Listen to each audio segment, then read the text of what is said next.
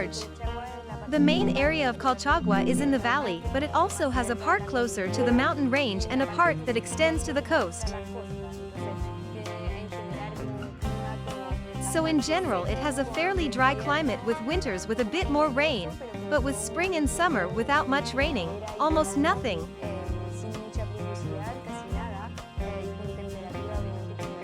And with a temperature, obviously with the climate change that every year rises more. In the part of the coast where we are located,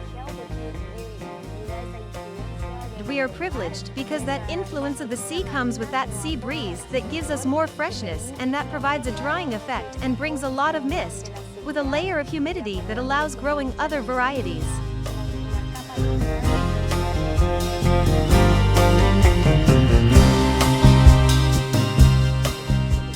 You're known because you are 100% organic to begin with, but you go further.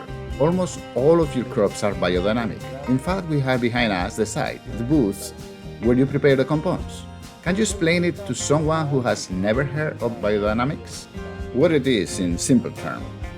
Yes, I will try to do it in a very simplified way, because it is something in which one can keep rambling on for hours.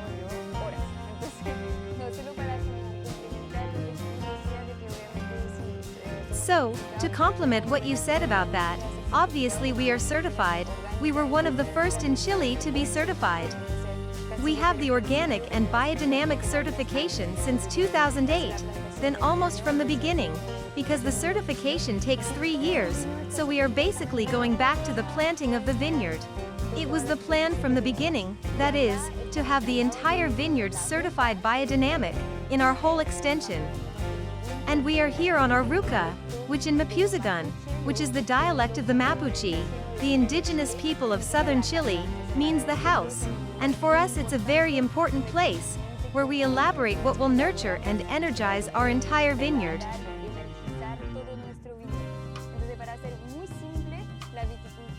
To make it very simple, that is, in general, organic agriculture relies on the fact of not using chemicals in the vineyard or in the winery.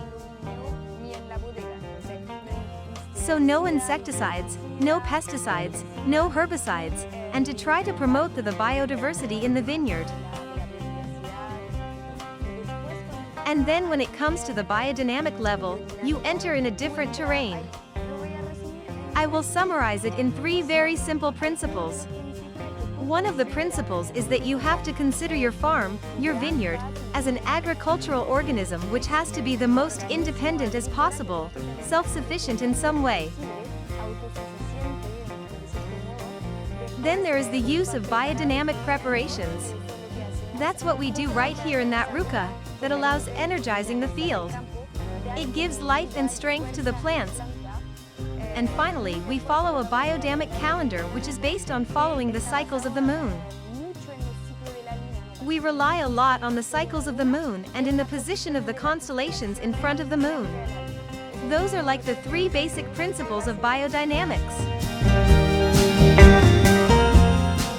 The Sauvignon Blanc that isn't common in the area of Colchagua, which is more of a red wine area. That's precisely because the heat and drought does not allow it, but that the influence of the sea that we have here allows us to have whites and with a very interesting expression, much more mineral, very different than one can find in Casablanca or Lleida.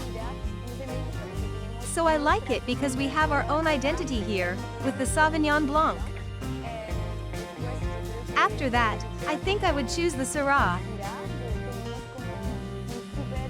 We have a super good potential with the Syrah here. Just behind us we see the hills, where you can see the sheep that are already doing their winter labors. There we have the Syrah that we have on slopes, where they are in difficult conditions with little soil, rocks, which provides concentration, and an expression between spicy and a little meaty.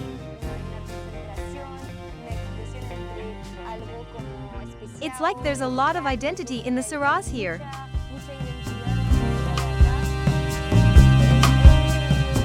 It is a hybrid, which are called Kleber. This is basically an amphora, although we also have a more classic amphora. But this is an amphora with the capacity of the barriques of 400 liters. with the particularity of having a very small porosity. We use them to ferment our premium whites, so we avoid oxidation, which we do not want in a white, but we have the benefits of the amphora. When we talk about biodynamics, we also have to talk about the elaboration, not only the work in the vineyard. What it means biodynamics when it comes to winemaking. In the end, with biodynamics, precisely, I'm not going to say that nothing needs to be done, but the idea is to intervene as little as possible in the winemaking process, because we've done a lot of work in the vineyard and the idea is to deliver the raw material, the best possible for the winery, and then just accompany it until reaching the end point in the bottle. We add almost no enological products. We ferment with native yeast, very important, the yeast that is naturally present in the grape. And also something very important is that an organic wine has a lower dose of sulfurous. The sulfites that people now know more about, and in a biodynamic wine the dose is even lower. In a way, you have a little fermentation with the skins. That would be how you start an orange wine. But for less time, can you explain that to me?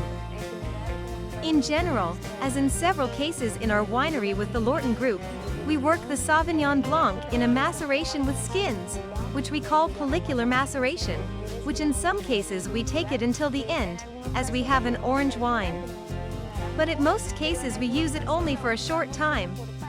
A white wine usually ferments only the juice without contact with the skins, but we always start the fermentation process with skins. Why? Because that provides a better structure in the mouth, more complexity, more volume. An aromatic part that's different from the other whites. So that allows us to give a character that's a little different for our whites. We're now in the aging zone, where the wines age. You finish making them, both white and red, the whites with less wood, I guess, the reds with a little more. Tell me, what is your approach to the use of wood? In the case of our whites, we use a barrel a little bigger than this one, which we have behind, which are 400-liter barrels. A classic barrique like this one is only 225 liters. Using a bigger barrel decreases the contact between the wine and the wood. So it lets us just deliver a little less wood. And for the reds we use barriques that we keep rotating every 4 or 5 years.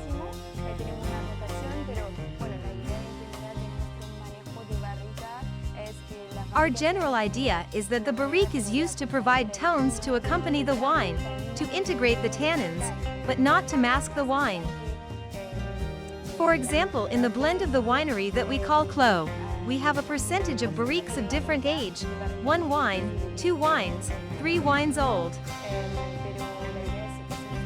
The idea is to show the vineyard, the grape, the work we do in the field, not the wood cooper. The 2 icon wines have 100% Cabernet, which is the Gran Araucano, and the icon that is the Alca, which is 100% Carmenere, and for that we use newer barriques. But finally they are wines of concentration, with structure. They have the ingredients to age well, with tannins from the barriques as well, that soften the tannins brought by the grape.